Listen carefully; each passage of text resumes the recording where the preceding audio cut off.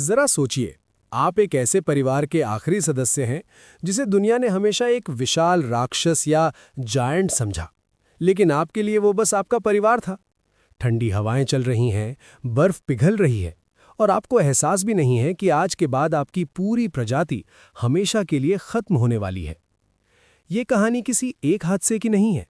ये कहानी है उन गलतियों और बदलावों की जिन्होंने धीरे धीरे धरती के सबसे शक्तिशाली जीवों को मिटा दिया।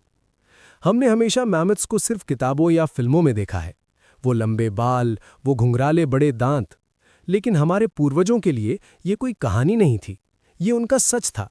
वो उनका खाना थे, उनका घर बनाने का जरिया थे, और शायद उनके लिए वो वैसे ही नॉर्मल थे जैसे आज हमारे लिए गाय या घोड़े हैं।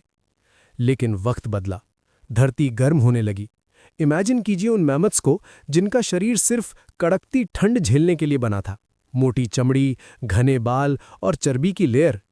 जब बर्फ पिघली और हरी घास की जगह दलदल और जंगल आने लगे तो उनका दम घुटने लगा होगा। उनके पुराने रास्ते बंद हो गए, नदियां रास्ता रोकने लगी, और वो छोटे छोटे इलाकों में कैद होकर रह गए।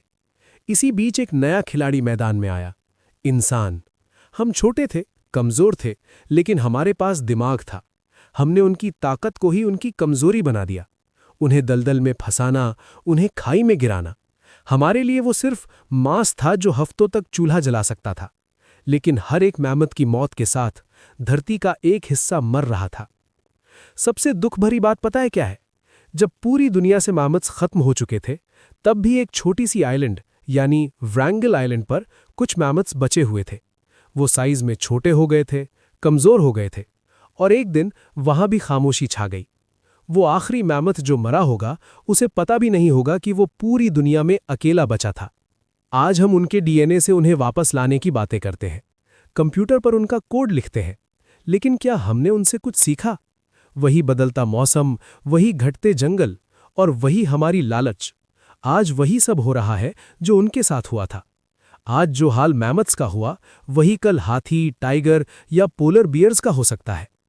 जब आप किसी म्यूजियम में उनके पिंजर यानी स्केलेटन को देखते हैं, तो उसे सिर्फ एक पुरानी हड्डी मत समझिए। याद कीजिए कि वो भी कभी सांस लेते थे, अपने बच्चों को ठंड से बचाते थे और इस धरती से प्यार करते थे। वो चले गए, लेकिन वो हमारे लिए एक सबक छोड़ गए हैं कि अगर हमने वक्त रहते नहीं संभाला, तो कल हम भी सिर्फ एक कहानी बनकर रह जाएंगे।